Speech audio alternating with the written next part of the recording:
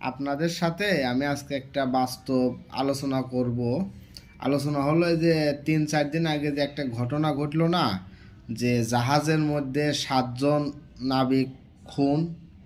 এই খুনের master mind যে ছিল উনি তো অলরেডি গ্রেপ্তার হয়ে গেছে। এই খুনটা করছে কি জন্য? তার মনের ভিতরে একটা ক্ষোভ ছিল, রাগ ছিল, হিংসা ছিল, এই জন্য তিনি ওই 7 জনকে খুন করছে। কিন্তু পরিশেষে লস কাকে গেছে?